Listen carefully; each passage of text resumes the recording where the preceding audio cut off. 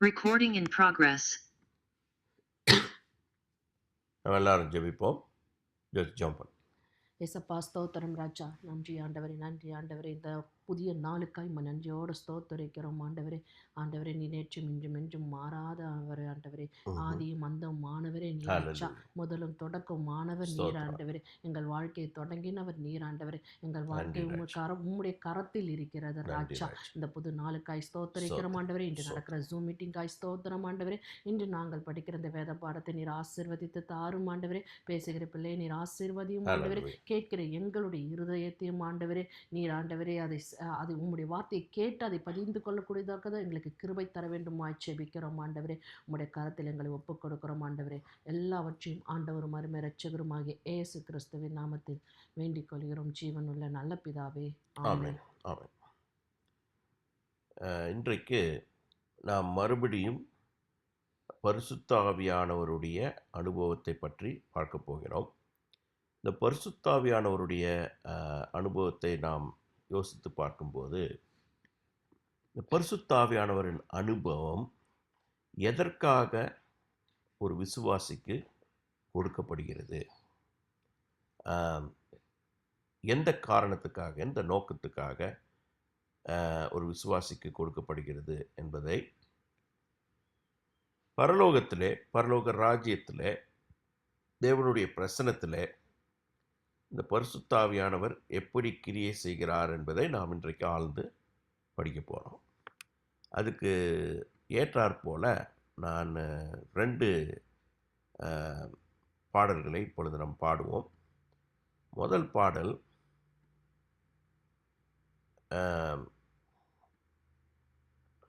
மகிமையான தேவனின் பிரசனம் பூமி எங்கும் நிரம்பியுள்ளது என்ற இந்த பாடலை நாம் பாடப்போகிறோம்.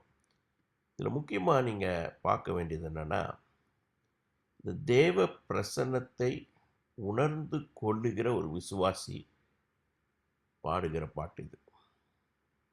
அப்போ இந்த தேவ பிரசன்னத்தை எப்படி உணர முடியும் அப்படி என்று பார்த்தீர்களானால், பரிசுத்த ஆவியானவருடைய அனுபவத்தில்தான் அந்த தேவ பிரசன்னத்தை நாம் உணர முடியும். இப்போ பரிசுத்த ஆவியானவருடைய அனுபவத்தை நாம் பெற்றுக்கொள்ள நாம் என்ன செய்யணும் அப்படின்றதான் இந்த பாடல். ஓகே, நீங்கள் பாடுங்க. நம்ம உங்களுக்கெல்லாம் ஞாபகம் இருக்கும்னு நினைக்கிறேன்.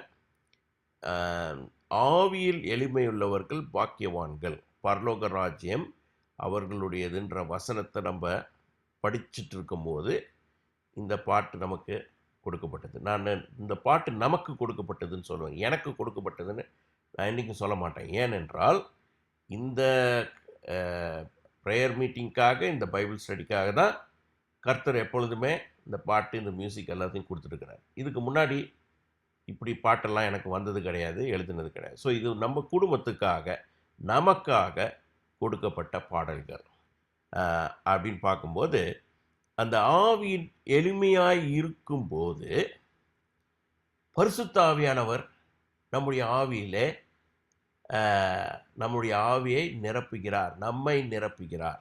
எப்போ? நம்ம எளிமையாக இருக்கும்போது.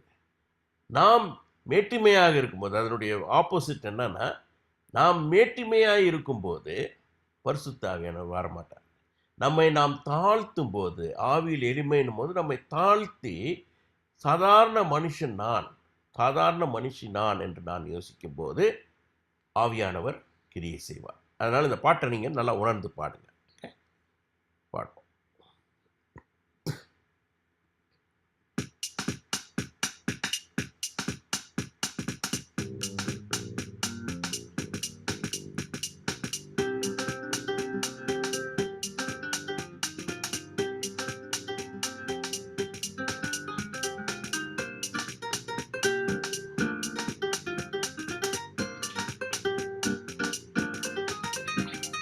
மகிமையான தேவனின் பிரசனம் பூமி எங்கும் நிரம்பியுள்ளது.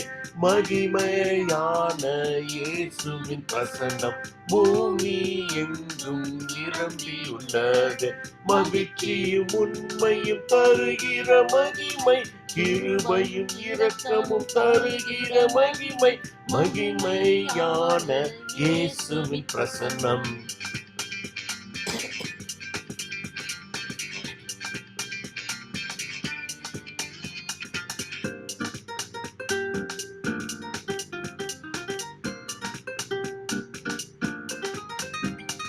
ஆவியின் எளிமை இயேசுவின் மகிமை, நீதியின் தாகம் இயேசுவின் நடக்கை, இயேசுவின் மகிமையில் ஜீவித்து நடக்க, நீதியின் தாகத்தில் நன்மையை தேடு, சாந்த குணத்தோடு இயேசுவை நாடு, மனம் திரும்பி உன் இயேசுவை பாடு. ஆவியின் எளிமை இயேசுவின் மகிமை.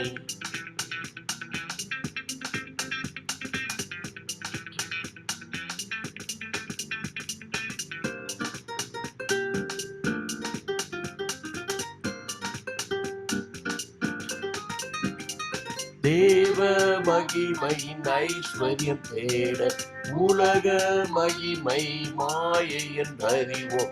தேவ மகிமையின் ஐஸ்வர்யம் தேட, இயேசுவின் சிலுவையை மகிழ்வோடு சுமப்போம். விசுவாச ஓட்டத்தில் தளராமல் இருப்போம், ஜெப சிந்தையில் ஓயாமல் நடப்போம். தேவ மகிமையின் ஐஸ்வர்யம் தேட.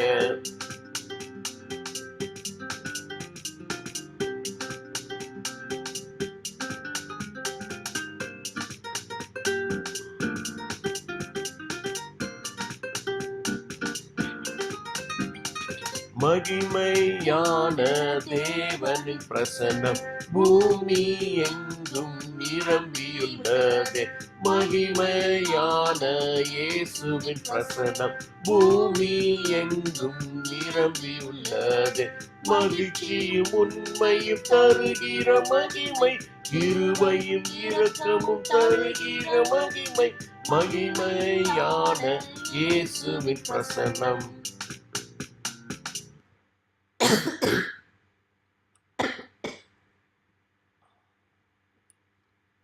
அடுத்த பாட்டு பாடுவோம்.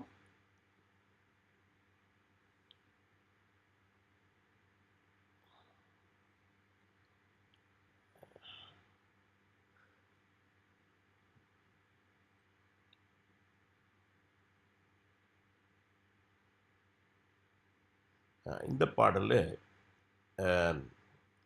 என் கண்ணுக்கு மகிமை என் நெஞ்சுக்கு பிரசனம் போது, இதுவும் நாம் நமக்கு ஒரு தாகம் இருந்து அந்த தாகத்தோடு நாம் தேவனை தேடும்போது, தாகத்தோடு நம்மை கொஞ்சம் நம்மளுடைய உலக காரியங்களை ஒதுக்கி வைத்து நாம் தேவனை தேடும்போது அவருடைய மகிமையை நாம் உணர முடியும். எப்படி உணர முடியும்? அதுவும் பரிசுத்த ஆவியானவருடைய அந்த அனுபவம் இருக்கும்போது உணர முடியும். ஸோ இதை நம்ம உணர்ந்து பாடும். ஓகே.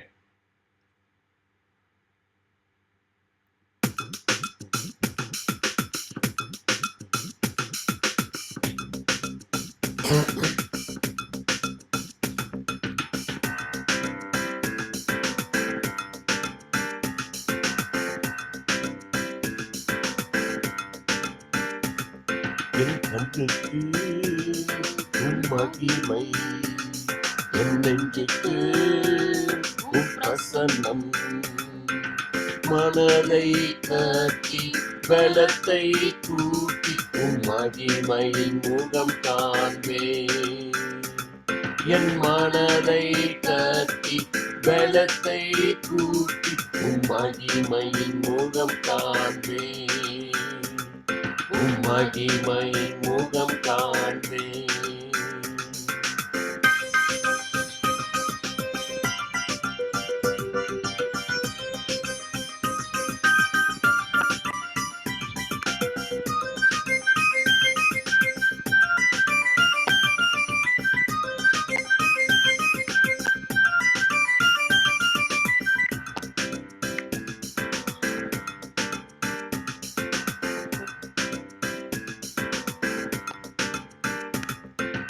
ஒன்றையே நான் கேட்கிறேன், அதையே என்று நாடுவேன். ஒன்றையே நான் கேட்கிறேன், அதையே என்று நாடுவேன். உம் மகிமையை பார்த்து கொண்டு உம் ஆலயத்தில் ஆராய்ச்சி செய்வேன். உம் பாதத்தில் அமர்ந்திருப்பேன். உம் மகிமையை பார்த்து கொண்டு உம் ஆலயத்தில் ஆராய்ச்சி செய்வேன். உம் பாதத்தில் அமர்ந்திருப்பேன். என் கண்ணுக்கு உம் மகிமை, என் நெஞ்சுக்கு உம் பிரசன்னம். மனதை கட்டி பலத்தை கூட்டி உம் மகிமையின் முகம் காண்பேன். என் மனதை கட்டி பலத்தை கூட்டி உம் மகிமையின் முகம் காண்பேன். உம் மகிமையின் முகம் காண்பேன்.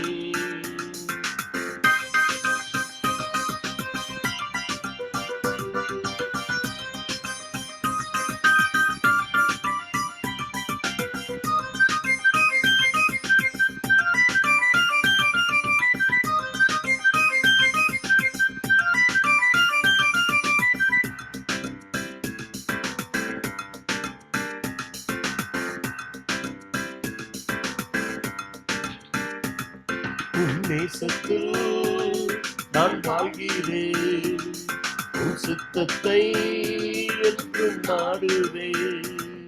உன் நேசத்தில் நான் வாழ்கிறேன், உன் சித்தத்தை என்றும் நாடுவேன்.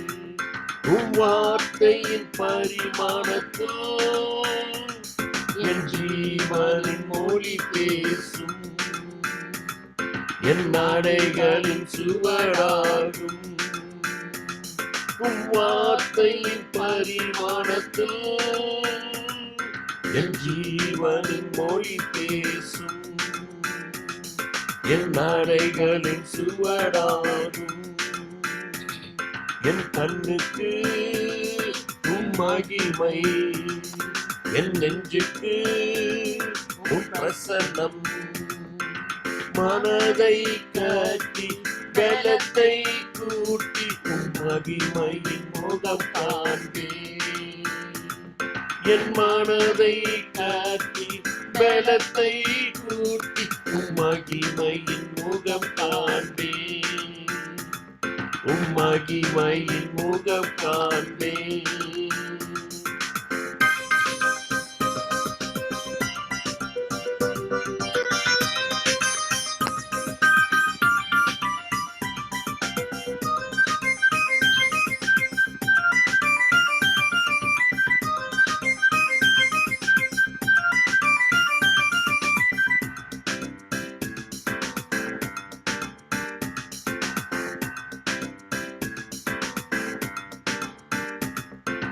சத்தத்தை நான் கேட்கிறேன், உன் மூச்சில்தான் நான் கிழிக்கிறேன். உன் சத்தத்தை நான் கேட்கிறேன், உன் மூச்சில்தான் நான் கிழிக்கிறேன். என் ஆவியின் தாகம் தீர்க்க உன் ஆவியின் நதியோடும். அது முடிவிலே உம்மை சேர்வேன். என் ஆவியின் தாகம் தீர்க்க உம் ஆவியின் நதியோடும். அது முடிவிலே உம்மை சேர்வேன். என் கண்ணுக்கு உம் மகிமை, என் நெஞ்சுக்கு உம் பிரசன்னம்.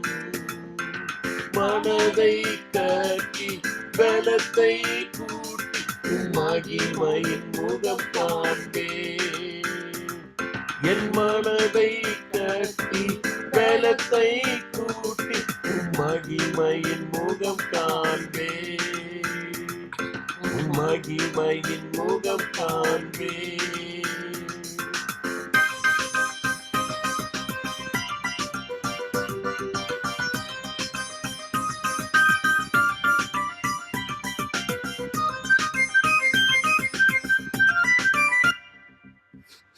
கர்த்தருக்கு ஸ்தோத்திரம்.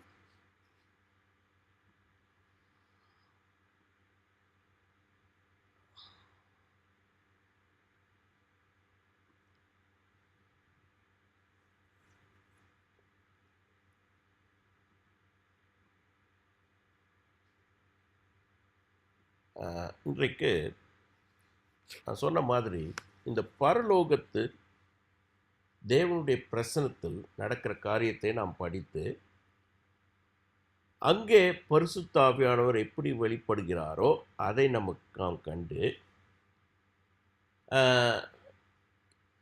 நாம் நம்முடைய வாழ்க்கையில் எப்படி அப்படிப்பட்ட ஒரு பரிசுத்த ஆவியானவருடைய அனுபவத்தை பெற்றுக்கொள்ள முடியும் என்று பார்க்கிறோம்.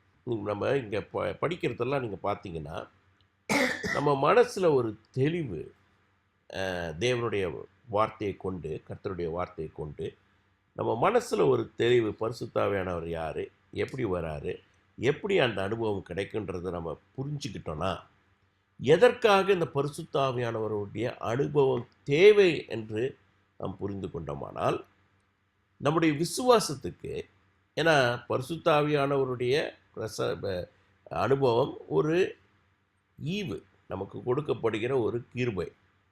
அந்த கிருபை விசுவாசத்தினால் வரும். ஆனால் போன வாரம் நம்ம பார்த்தோம்னு நினைக்கிறேன், விசுவாசம் கேள்வியினால் வரும், அந்த கேள்வி தேவனுடைய வார்த்தையினால் வரும். அவ்வளோதான். உங்களுடைய விசுவாசத்தை தூண்டி எழுப்பதற்காக இதை நம்ம பார்க்கிறோம். ஆச்சா, இப்போ நம்ம வெளிப்படுத்தல் புஸ்தகத்தை 4வது அதிகாரத்தை நாம் எடுத்துக்கொள்வோம். இந்த 4வது அதிகாரம் நம்முடைய உயிர்த்தெழுதல் எப்படி நடக்கும் என்பதை தீர்க்க தரிசனமாக இந்த 4வது அதிகாரம் சில காரியங்கள் காண்பிக்கிறது.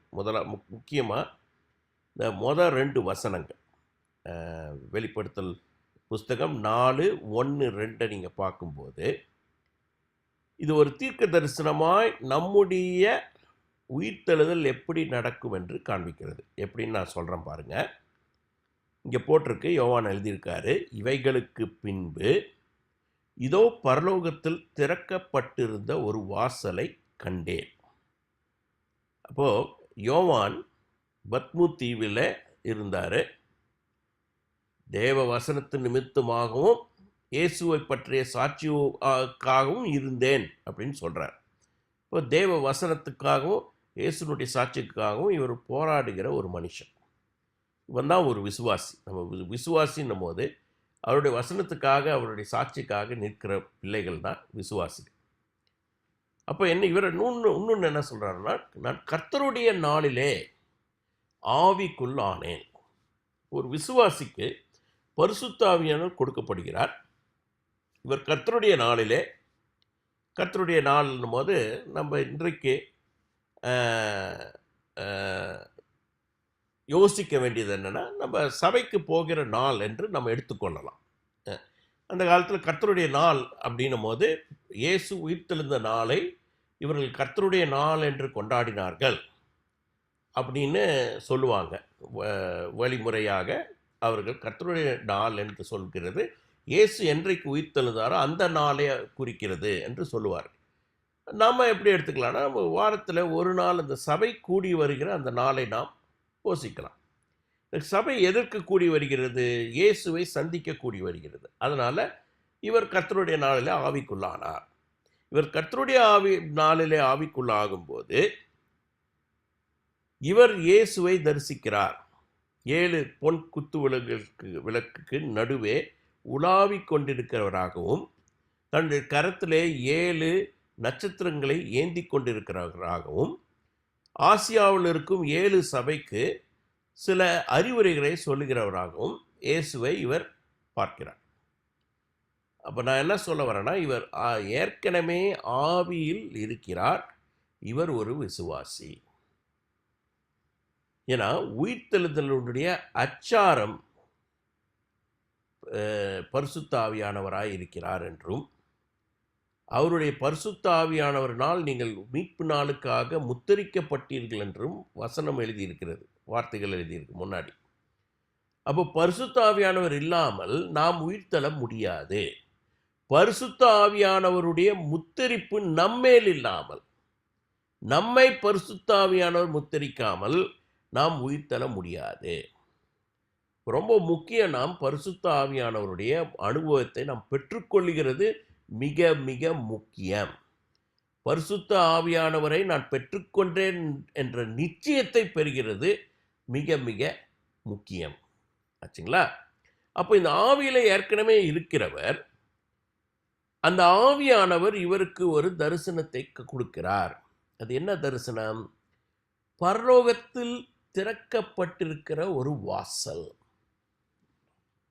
இப்போ பாருங்க, நமக்கு விசுவாசியாக நாம் இருக்கும்போது இந்த இந்த பரலோகத்தில் திறக்கப்பட்டிருக்கிற இந்த வாசலை பற்றி நாம் அறிந்து கொள்ள வேண்டும். ஏனென்றால் இந்த வாசல் நமக்காக திறக்கப்பட்டிருக்கிறது. அப்போ பாருங்க, ஒரு மனுஷனுடைய இது ஒரு நியதின்னு சொல்லிக்கலாம். என்ன நியதி?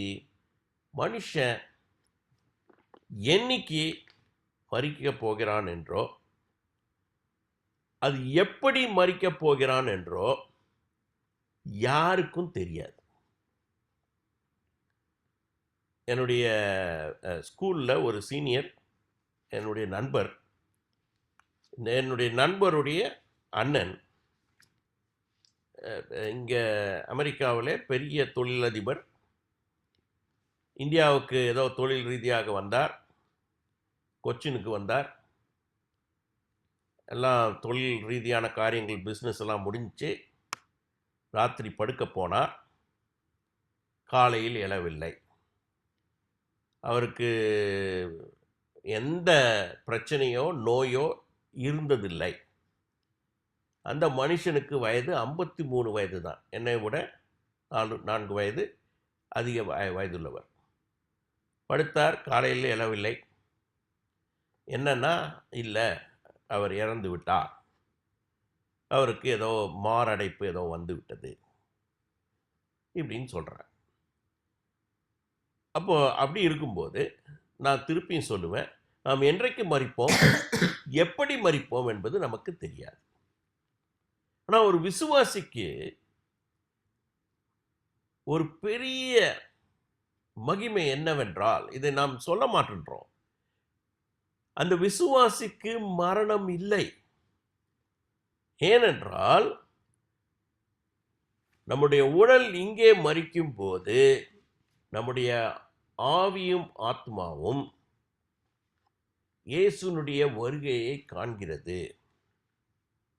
இயேசுவோடு கூட போய் சேர்கிறது. அப்போ இந்த பரலோக வாசல் திறக்கப்படும். இங்கே நடுவில் எல்லாம் எங்கேயும் நீங்கள் நல்லா யோசித்துக்கோங்க. வசனத்தின்படி, நான் வார்த்தையின்படி சொல்கிறேன், வார்த்தையின்படி இங்கே எங்கேயும் நமக்கு நடுவில் ஒருவன் மரித்த ஒரு விசுவாசிக்கு நடுவில் எந்த ஒரு அனுபவம் இல்லை. நேராக பரலோகம்தான். அப்போ நீங்கள் என்ன புரிஞ்சுக்கணும்னா, நம் இயேசு நமக்கு என்ன செய்திருக்கிறார் என்பதை நீங்கள் புரிந்து கொள்ள வேண்டும்.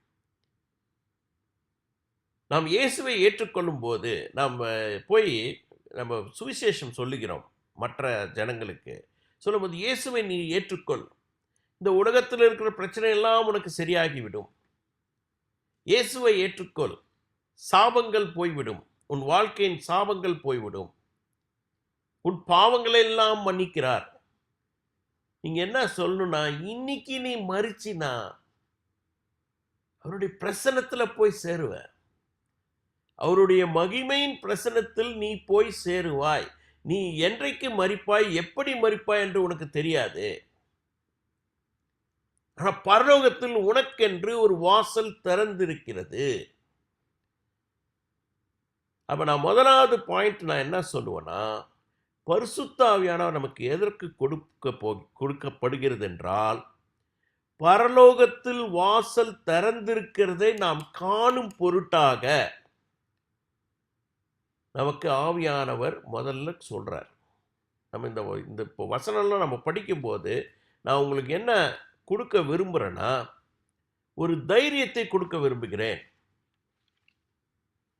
இந்த உலகத்தில் இந்த வார்த்தையை நான் சொன்னேன் என்றால், நீ எப்படி மரிப்பாய் என்று தெரியாது, நீ என்றைக்கு மரிப்பாய் என்று தெரியாது என்றால், இந்த உலகத்தில் இருக்கிறவர்களுக்கு அது ஒரு மரண பயத்தை கொடுக்கும்.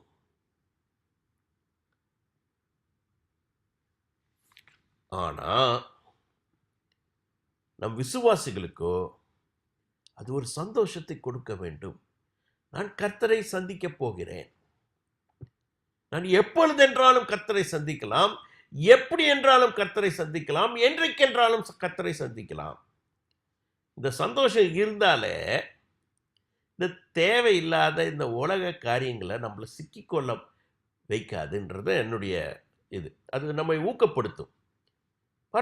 பரலோகத்திலே வாசலை திறக்க கண்டேன். திறந்தது மட்டும் இல்லைங்க, முன்னே எக்கால சத்தம் போல என்னுடனே பேச நான் கேட்டிருந்த சத்தமானது, இங்கே ஏறி வா, இவைகளுக்கு பின்பு சம்பவிக்க வேண்டியவைகளை உனக்கு காண்பிப்பேன் என்று விளம்பினது. இப்ப இந்த குரல் கேட்குது. அது எக்கால சத்தம் போன்ற ஒரு குரல்.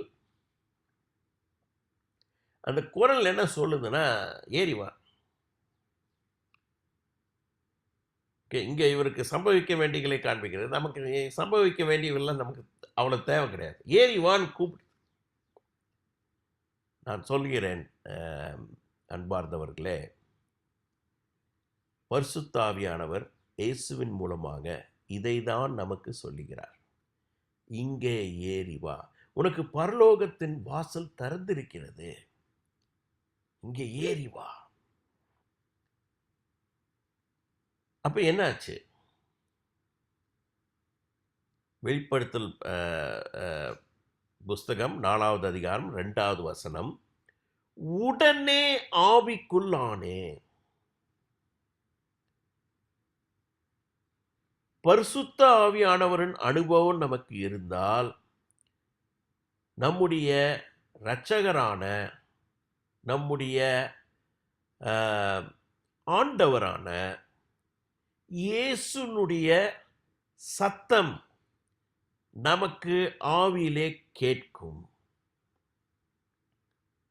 இப்போ பாருங்க, நம்ம பாட்டு பாடினோம், நான் இப்போ பிரசங்கம் பண்ணிட்டு இருக்கிறேன், நீங்க வசனத்தை கேட்டுட்டு இருக்கிறீங்க. இதெல்லாம் ஓகே, அது நம்மளுடைய மாமிச சரீரம் கேட்டுக்கொண்டிருக்கிறது. ஆனால் இதெல்லாம் நடந்துட்டு இருக்கும் போது உங்களுடைய உள்ளான மனதிலே இயேசு உங்களிடத்தில் பேசிக்கொண்டிருக்கிறார். ஆனால் அவருக்கு தான் தெரியும் நீங்கள் எங்கே இருக்கீங்க, எனக்கு தெரியாது. இந்த பாட்டு நமக்கு முதல்ல ஆண்டவர் கொடுத்தது. அவர் நம்மளிடத்தில் பேசுகிறார், அவருடைய வார்த்தை நமக்கு கேட்கிறது. இப்போ பாருங்க, நான் நேற்று ராத்திரி தான் பாட்டு பற்றி நான் யோசித்தேன், எந்த பாட்டு நம்ம பாடலாம். யோசிக்கும் போது ஆண்டவர் ரொம்ப அழகா இந்த 2 பாடல் அவர் பேசினார் என்கிட்ட, என்னால் கேட்க முடிந்தது. உடனே அந்த 2 பாடலை நான் போட்டு, நீங்கள் பார்த்தீங்கன்னா ராத்திரியே நான் அனுப்பிச்சி விட்டேன் உங்களுக்கெல்லாம் இந்த வேர்ட்ஸ் எல்லாம். ஏனென்றால் ஆண்டவர் நமக்கு சொல்லிவிட்டார். ஆண்டவர் சொல்லனா தான் கஷ்டம், ஆண்டவர் சொல்லனா நம்ம கேட்கணும், ஆண்டவர் என்ன என்ன சொல்றீங்க. ஆனால் இந்த வார்த்தை இயேசு பேசுகிறது ஒரு விசுவாசிக்கு அப்பப்போ கேட்கணும். இதை செய்ய, இதை செய்யாத. இயேசு சொல்லுகிறார், என் ஆடுகள் என் சத்தத்துக்கு செவி கொடுக்கிறது. திருடன் திருடவும் கொள்ளை அடிப்பவும் வருகிறான், நானோ என் ஆடுகளுக்கு ஜீவன் கொடுக்க வந்தேன். வசனம் ஞாபகம் இருக்கா? அப்போ அவர் சொல்றாரு, என் ஆடுகள் என் சத்தத்தை கேட்குங்க. வேற எவனா வந்தானா அது ஓடும், என் சத்தத்திற்கு அது செவி கொடுக்கும். இப்போ நம்மெல்லாம் அவருடைய ஆடுகள், அவருடைய சத்தத்திற்கு நாம் செவி கொடுக்க வேண்டும். செவி கொடுக்க முடியவில்லை என்றால் ஒரே காரணத்துக்காக தான் அவருடைய சத்தத்தை நம்ம கேட்காம இருப்போம். நிறைய பேர் சொல்கிறாங்க, எனக்கு அப்படியெல்லாம் சத்தம் கேட்குறதே இல்லையே. ஏன் கேட்குறது இல்லைன்னா, மற்ற இந்த உலக கூச்சல்கள், தேவையில்லாத காரியங்கள் நம்முடைய மனதை ஆக்கிரமித்து இருந்தால், உலக பிரகாரமான ஒன்றுக்கும் பிரயோஜனம் இல்லாத காரியங்கள் நம்முடைய மனதை ஆக்கிரமித்து கொண்டு இருந்தால் கர்த்தருடைய சத்தத்தை கேட்க முடியாது. இதெல்லாம் தூக்கி எறிஞ்சிடணும். ஏன்னா அதெல்லாம் தேவையில்லாது. ஏன்னா பாருங்க, அந்த என்னுடைய நண்பரை பற்றி சொல்லுகிறேன். ஒரு நல்ல விசுவாசி தான், நல்ல விசுவாசி. நாங்கள் படித்த பள்ளியில் எங்களுக்கு சீனியராக படித்தவர். நல்ல அறிவுள்ள, நல்ல ஞானி, எல்லாம் உண்டு. அதே போல் ஒரு பெரிய தொழிலதிபர். இங்கே நியூயார்க்கில் 4-5 ஹோட்டல்ஸுக்கு ஓனர். நல்ல பிஸ்னஸ்மேன். ஆனால் என்ன, ஒரு பிரயோஜனமும் கிடையாது. 53 வயதிலே ஆள் கர்த்தரிடத்தில் போய் சேர்ந்து விட்டார். எனக்கு தெரியும் அவர் கர்த்தரிடத்தில் போய் சேர்ந்து விட்டார். நல்ல விசுவாசி. ஆனால் நான் சொல்கிறேன், இந்த உலகத்தில் இருக்கிற எல்லா காரியங்களையும் வைத்து கொண்டாலும் ஒரே நிமிடத்தில் அதெல்லாம் ஒன்றுத்துக்கும் யூஸ் இல்லை. ஆனால் அதை நாம் எதற்கு வைத்து கொண்டு இருக்க வேண்டும்? நடக்குவது நடக்கட்டும். நாம் யோசிக்க வேண்டியது என்னவென்றால், இயேசு என்னிடத்தில் என்ன பேசுகிறார்? இப்போ இந்த யோவான் இதை கேட்குறார். நீங்கள் இயேசுனுடைய வார்த்தையை செவி கொடுப்பீர்களானால், இயேசுனுடைய வார்த்தையை உங்களுடைய காதிலே கேட்பீர்களானால், இயேசுனுடைய வார்த்தையை கேட்டு அவர் சொல்கிறத செய்யணுன்ற ஒரு மனப்பக்குவம் நம்மிடத்தில் இருந்ததானால், இது ரெண்டும் இருக்கணும். நான் இயேசு சொல்கிறத கேட்குறேன், அவர் சொல்கிறத மட்டும்தாயா நான் செய்வேன். அது ஒரு மனப்பக்குவம். ஒரு பாட்டு போடுறாரா, நான் சில நேரங்களில் கொஞ்சம் யோசிப்பேன், ஐயா இந்த பாட்டுன்னு சொல்கிறாரு, இதுக்கும் நம்ம பேசுகிறதுக்கு ஏதாவது சம்மந்தம் இருக்கிறதா? இன்றைக்கு அது சம்மந்தம் இருக்குது. சில நேரத்தில் சம்மந்தம் இருக்குதான்னு தெரியாது. நான் பாட்டு பாடலான்னு சொல்லிட்டு பாடிட்டு இருக்கும்போது தான் புரியும், ஓ இதற்காக தான் இவர் இதை சொல்லியிருக்கிறார். இந்த வார்த்தைகள், இந்த பாடலில் இருக்கும் வார்த்தைகள் இன்றைக்கு பேசப்போகிற காரியத்துக்கு ஒத்து வருகிறது. நான் பேச போகிறது சொல்லிடுறேன். ஓரளவுக்கு நான் ப்ரிப்பேர் பண்ணி நோட்ஸ் எல்லாம் எடுப்பேன். ஆனால் இங்கே பேசும்போது அவர் என்ன சொல்லுகிறாரு சொல்லிடுவேன். இந்த மனப்பக்குவம் நமக்கு இருந்தால், யோவானுக்கு என்ன ஆச்சு? உடனே ஆவிக்குள்ளானான். உடனே ஆவிக்குள்ளானேன். அப்பொழுது இதோ வானத்தில் ஒரு சிங்காசனம் வைக்கப்பட்டிருந்தது. அந்த சிங்காசனத்தின் மேல் ஒருவர் வீற்றிருந்தார். நீங்க ஆவிக்குள்ள ஆன பிறகு அங்கங்கே சுற்றித் திரிய வேண்டியதில்லை. அந்த நொடியிலே நீங்கள் பரலோகத்தில் இருப்பீர்கள். அவர் ஆவிக்குள்ளானார், உடனே பரலோகத்தில் இருக்கிறார். இப்பொழுது பரலோகத்திலே என்ன இருக்கிறது என்பதை காண்கிறார். பரலோகத்தில் என்ன இருக்கிறது என்று பார்க்கும்போது, நான் அந்த வசனத்தை படிக்கல, நீங்கள் படித்து பார்த்துக்கோங்க. பிதாவானவர் சிங்காசனத்திலே வீற்றிருக்கிறார். அங்கே அநேக காரியங்கள், 24 மூப்பர்கள் இருக்கிறார்கள், தேவ தூதர்கள் இருக்கிறார்கள், அவர்கள் பிதாவை துதிக்கிறார்கள், இதெல்லாம் போட்டிருக்கோம். நான் 5வது 6வது வசனத்துக்கு போயிடுறேன். இப்போ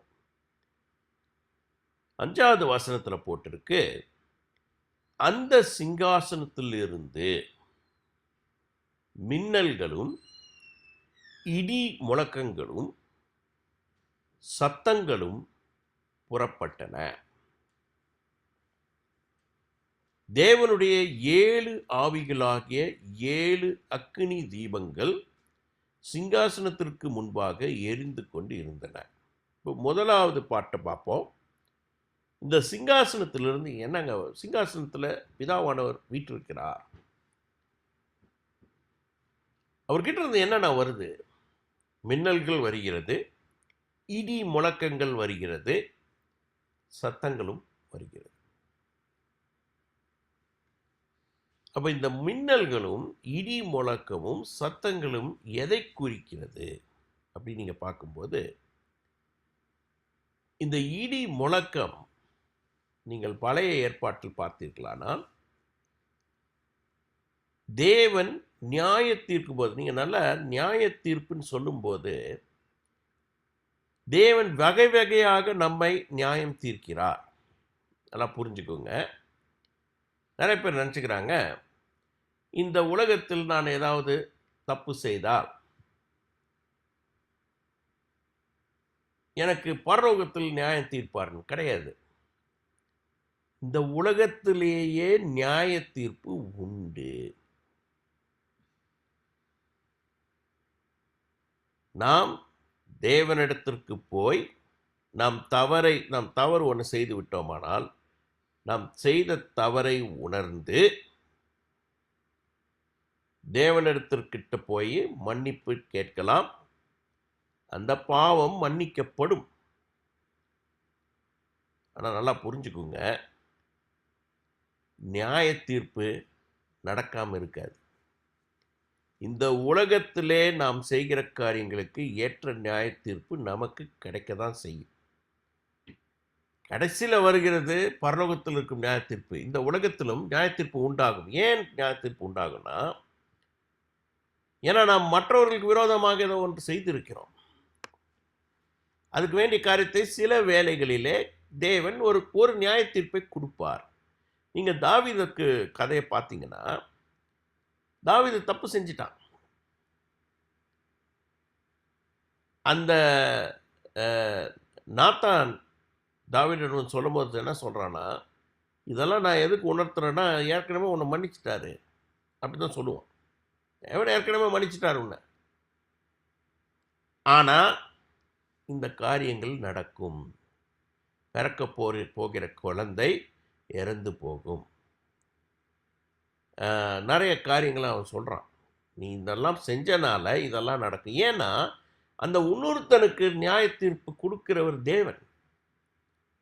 அது இந்த உலகத்திலையும் கொடுப்பார், வரப்போகிற பரலோகத்திலையும் கொடுப்பார். இதை நம்ம நல்லா புரிஞ்சுக்கணும். அச்சா. ஸோ அதனால தான் நாம் தேவனுக்கு பயந்தவர்களாக இருக்க வேண்டும். சும்மா விளையாட்டு கிடையாது. இருக்கிறதெல்லாம் தப்பெல்லாம் செஞ்சுட்டு நான் தேவனிடத்தில் போய் நான் போய் மன்னிப்பு கேட்கிறேன், என் பாவங்களை அறிக்கை செய்கிறேன், அவர் என்னை மன்னிப்பார். உண்மை, ரொம்ப சத்தியம். ஆனால் நியாய தீர்ப்புக்கு நம்ம தப்பிச்சுக்க கொள்ள முடியாது. வரப்போகிற பெரிய நியாய தீர்ப்பில் நமக்கு இரக்கம் பாராட்டப்படும். ஏனென்றால் நாம் இயேசுனுடைய இரத்தத்தினாலே ஒரு பாவ மன்னிப்பை பெற்றுக்கொண்டோம். அந்த பாவத்தை அவர் நினைப்பதில்லை. ஆனால் இந்த உலகத்திலே நாம் செய்கிற ஒவ்வொரு காரியத்திற்கும் விளைவு உண்டு. இதனால் நாம் பயபக்தியோடு இருக்க வேண்டும். அப்போ இந்த இடி முழக்கங்கள் பழைய ஏற்பாட்டில் நிறைய இடத்துல இடி முழக்கம் பட்டிருக்கிறது.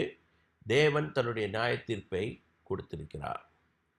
முக்கியமாக இப்போ எகிப்தில் இருக்கும் பார்வோனுக்கு தன்னுடைய நியாய தீர்ப்பை கொடுக்கும்போது மோசே சொல்லுகிறார், இப்போ நீங்கள் கீழ்ப்படிஞ்சிங்கன்னா நான் போய் தேவனிடத்தில் விண்ணப்பம் செய்வேன், அப்பொழுது இந்த இடி முழக்கம் நிற்கும். அப்பொழுது நீங்கள் புரிந்து கொள்வீர்கள் இந்த உலகம் தேவனுக்கு உரியது. ஆச்சுங்களா? அடுத்தது அந்த மின்னல்கள். இந்த மின்னல்கள் அவருடைய மகிமையை வெளிப்படுத்துவதற்காக கொடுக்கப்படுகிற ஒரு செய்தி. இப்போ இந்த மின்னல்களும் இடி முழக்கங்களும் நான் ஆவிக்குரிய விதத்தில் சொல்லுகிறேன். நம்ம மழையை வருவிக்கிறவன் அவர் தான், அதை நான் சொல்ல. அவர் தன்னுடைய மகிமையை வெளிப்படுத்த வேண்டிய இடத்துல வெளிப்படுத்தி விடுவார். சந்தேகமே கிடையாது. ஒவ்வொரு இடத்திலும் அவருடைய மகிமையை வெளிப்படுத்தி விடுவார். அவருடைய நியாய தீர்ப்பை நமக்கு கொடுத்து விடுவார். அதே சமயத்தில் அவருடைய சத்தமும் நமக்கு கேட்கும். அப்போ இந்த விசுவாசின் மூணுத்தையும் நம்ம அனுபவிக்க முடியும். அஹ், நம்ம அனுபவிக்க வேண்டியது சத்தங்களாக இருந்தால் பெட்டர்.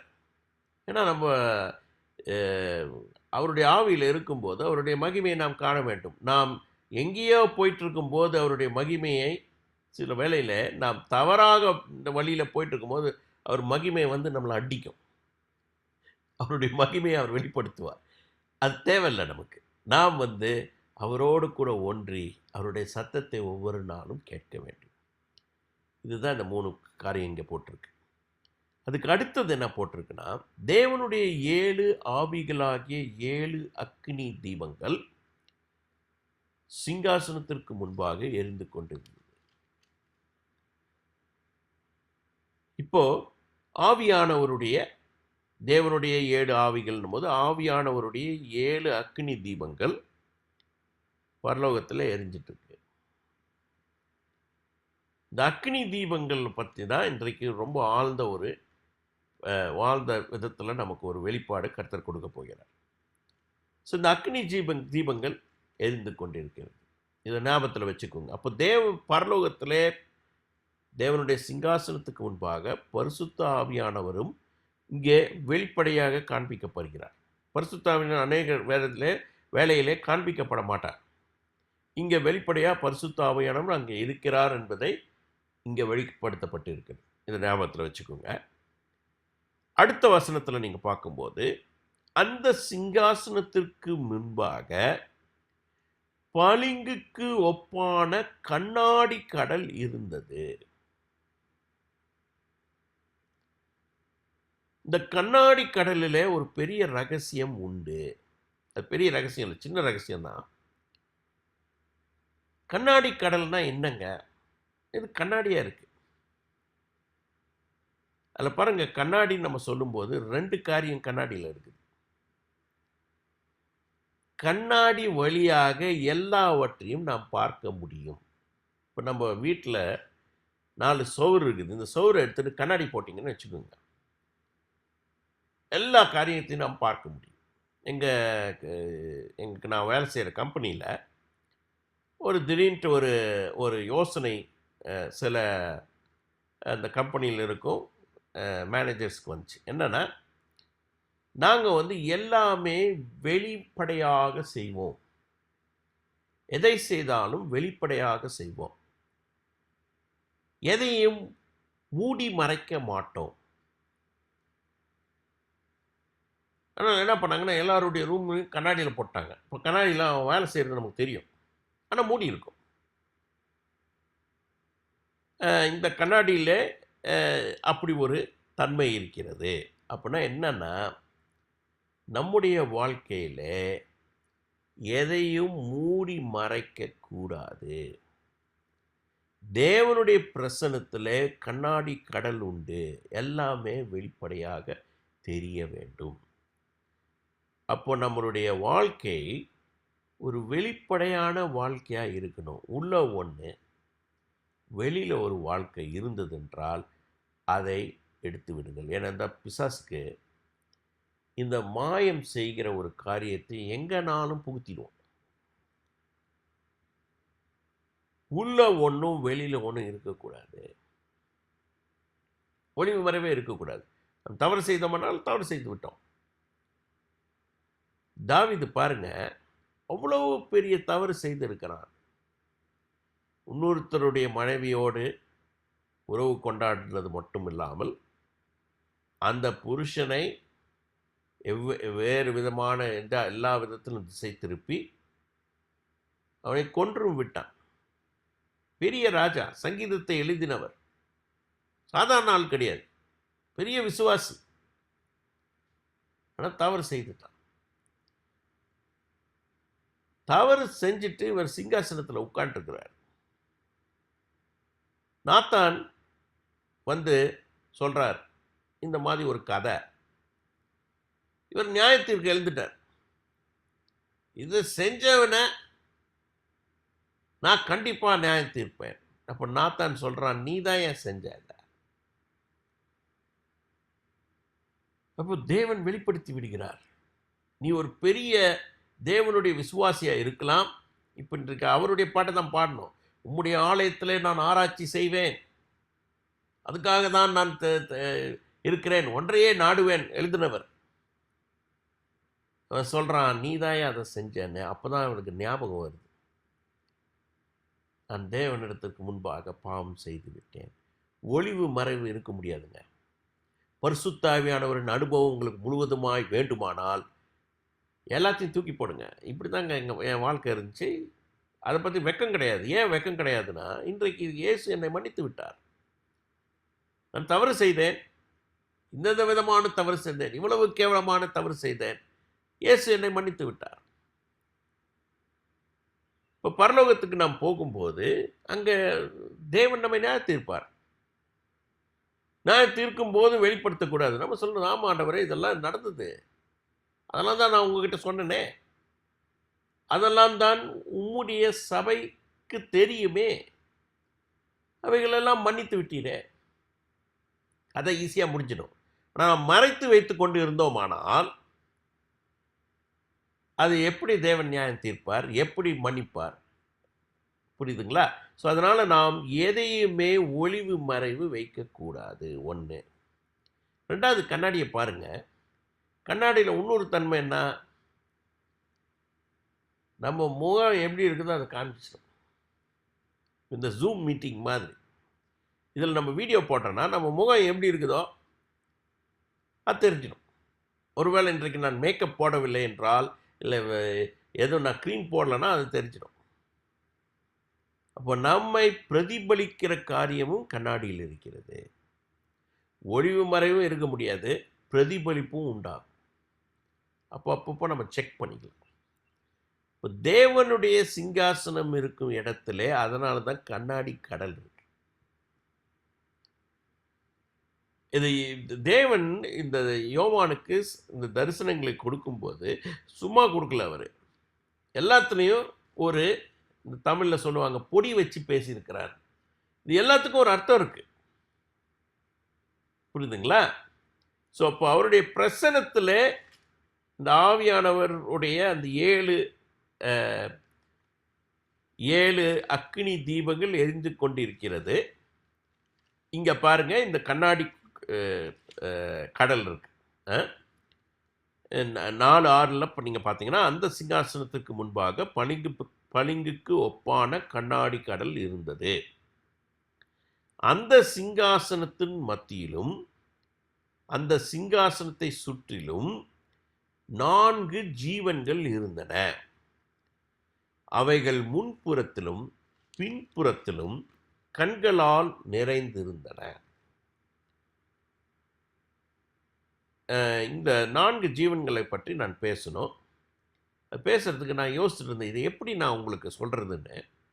இப்போது ரீசெண்டாக என்னுடைய முதல் மகன் ஜெடி இங்கே இந்த ஊரில் நீங்கள் வந்துட்டு 16 வயசுலேயே கார் ஓட்ட ஆரம்பிக்கணும். ஏன்னா அவனே காலேஜுக்கு போகணும், எல்லாம் பண்ணணும். ஸோ அதுக்காக நாங்கள் ஒரு கார் வாங்கினோம். இப்போ புதுசாக வாங்கும்போது இந்த காரில் ஒரு டெக்னாலஜி என்னென்னா, அதில் ஏதோ அந்த காரை சுற்றி கேமரா இருக்குது.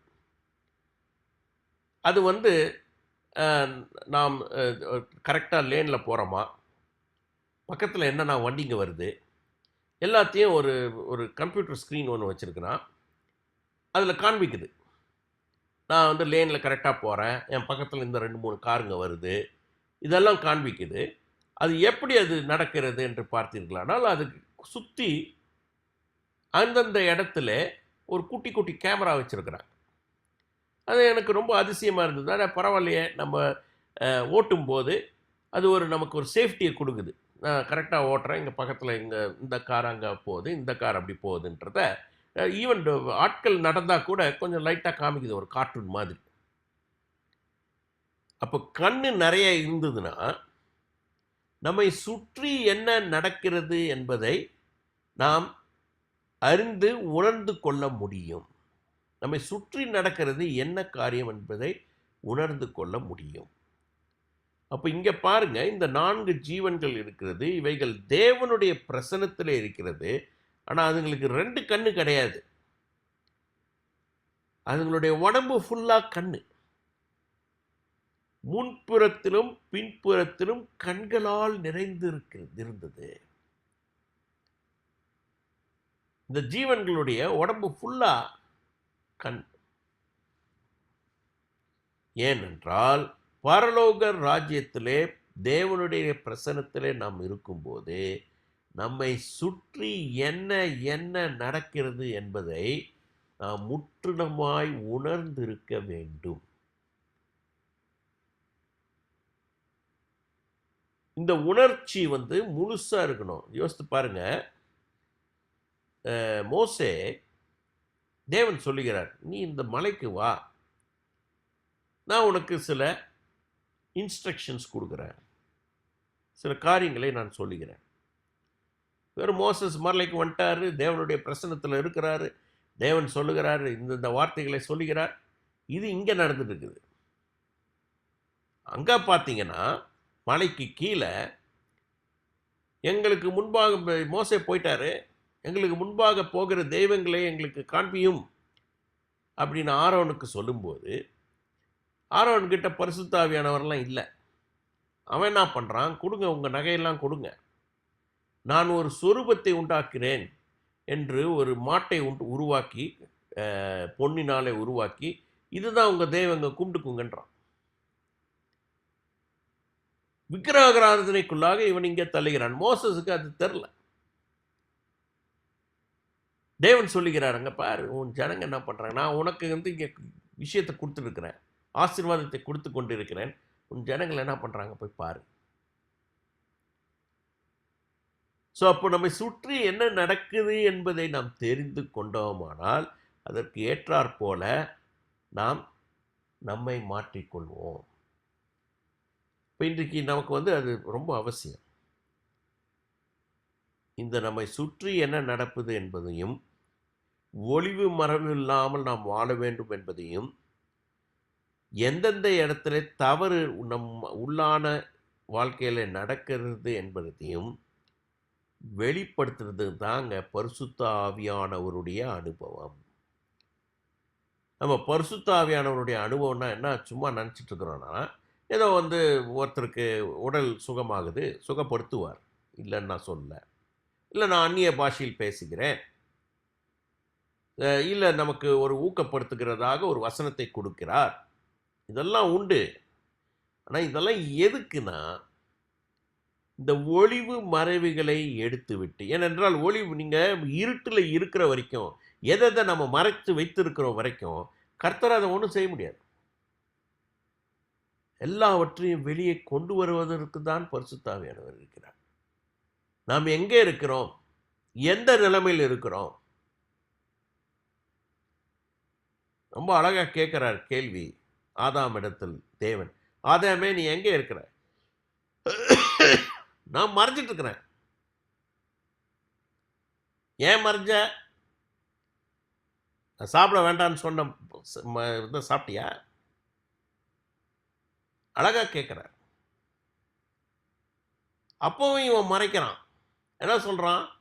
நான் சாப்பிட்டேன்னு சொல்ல, நீங்கள் எனக்கு கொடுத்தீங்களே அந்த துணை, அது கொடுத்ததுனால சாப்பிட்டேன். அநேக வேளையில் நம்மளுடைய தவறையே, நாம் செய்கிற தவறுகளையே நாம் அதை நியாயப்படுத்தி கொள்கிறோம். இது அப்படிதான் இவங்க நடக்கிறாங்க, நீ அப்படி நடந்த, அதனால தான் நான், என் மனைவி இப்படி இருக்கிறா, அதனால தான் நான் இந்த தப்பெல்லாம் பண்ணுறேன். தப்பு பண்ணுறது நீங்கள், மற்றவர்களால் நியாயப்படுத்தாதீங்க. ஆனால் இதெல்லாம் வெளியில் கொண்டு வருகிறார் பரிசுத்த ஆவியானவர். அவர் அழகாக சொல்லுவார், நீ எங்கே இருக்கிறாய், நான் சொன்னதை செய்யாமல் இருக்கிறியா? இவைகளை வெளிப்படுத்துவதற்காக தான் பரிசுத்த ஆவியானவர் கொடுக்கப்படுகிறார்.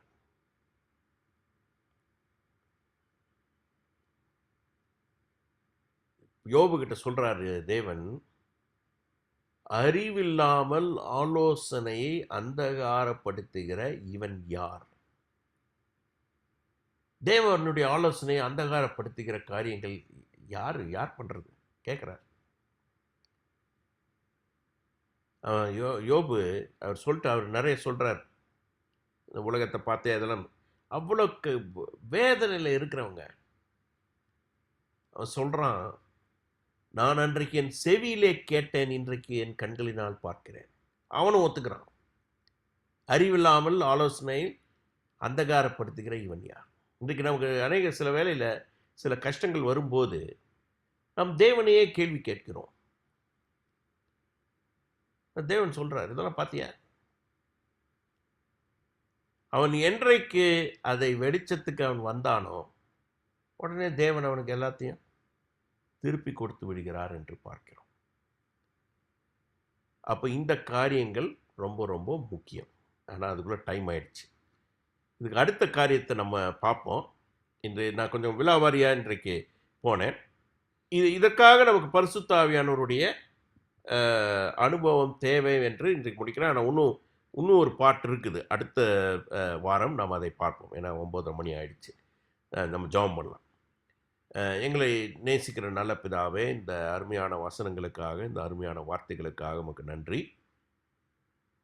ஐயா. இதை நாங்கள் கேட்டோம் ஆண்டவரே. எங்களுடைய வாழ்க்கையிலே உம்முடைய ஆவியானவர் முழுவதுமாய் கிரியை செய்ய வேண்டும். அதற்கு எங்களை அர்ப்பணிக்கிறோம். அதற்கு எங்களை தாழ்த்துகிறோம். எங்களுக்குள்ளாக இருக்கும் எல்லா மேட்டிமைகளையும், எல்லா உலக கவலைகளையும் நீர் எடுத்து போட்டார். ஏனென்றால் இந்த நிமிடம் நாம் உயிரோடு இருக்குவோமா என்று நமக்கு தெரியாது. ஆனால் ஒன்று எங்களுக்கு நிச்சயம், நீர் வந்ததினாலே, உம்முடைய இரத்தம் வந்ததினாலே, உம்முடைய சிலுவையிலே நீர் உம்மை பலியாக கொடுத்ததினாலே, அதை நாங்கள் விசுவாசிக்கிறதுனாலே எங்களுக்கு மரணம் கிடையாது. நாங்கள் மரித்து போகும் தருணத்தில் உம்மை நாங்கள் காண்போம். அதை நாங்கள் அறிவோம். அந்த நம்பிக்கையை நாங்கள் விடமாட்டோம். ஆனால் ஆண்டவரே, உம்முடைய ஆவியானவர் எங்களிடத்தில் கிரியை செய்து நாங்கள் பரலோகத்திலே உம்முடைய பிரசன்னத்துக்கு முன்பாக வருவதற்கு முன்பாக எங்களுடைய வாழ்க்கையிலே எல்லா ஒளிவு மறைவுகளும் எங்களை விட்டு போக வேண்டும். எல்லா இருட்டும் எங்களை விட்டு போக வேண்டும். உம்முடைய வெளிச்சத்தில் எங்களை சுற்றி எங்களுக்குள்ளாக எது எது இருக்கிறது இல்லை என்பதை உணர்ந்து, எங்களை சுற்றி அந்த ஆவிக்குரிய கண்களை நீர் தந்து அதை நாங்கள் உணர்ந்து நாங்கள் மனம் திரும்பி உம்முடைய பிரசன்னத்தில் வந்து நிற்க வேண்டும் என்று நான் ஜெபிக்கிறேன். ஆண்டவரே, உமக்கு தெரியும் நாங்கள் எங்கே இருக்கிறோம். நாங்கள் ஒவ்வொருவரும் எங்கே இருக்கிறோம் என்பது உமக்கு தெரியும். நீர் எங்களை வழி நடத்த. இந்த உலகத்தில் எங்களுக்கு பாடுகள் உண்டு, நாங்கள் அறிந்திருக்கிறோம். பிரச்சனைகள் உண்டு, நாங்கள் அறிந்திருக்கிறோம். ஆண்டவரே, அதற்கெல்லாவற்றுக்கும் நீர் தீர்வு கொடுக்க போகிறீர். நீர் நியாயத்தை செய்ய போகிறீர். நீர் நியாய தீர்ப்பு இந்த உலகத்திலும் எங்களுக்காக செய்ய போகிறீர். அது வரைக்கும் நாங்கள் பொறுமையாக இருப்போம். உம்மை பார்த்து கொண்டிருப்போம். உம்முடைய நியாயத்திற்காகவும், உம்முடைய கிருபைக்காகவும், உம்முடைய பிரசனத்திற்காகவும், உம்முடைய சமாதானத்திற்காகவும் நாங்கள் காத்திருப்போம். எங்களுக்கு பலத்தை தார். எல்லாவற்றையும் உடைய கரத்தில் ஒப்புக் கொடுக்கிறோம். இயேசு நாமத்தில் வேண்டிக் கொள்கிறோம். ஜீவனுள்ள நல்ல பிதாவே, ஆமென். எல்லாருக்கும் நன்றி. அடுத்த வாரம் நாம் பார்ப்போம்.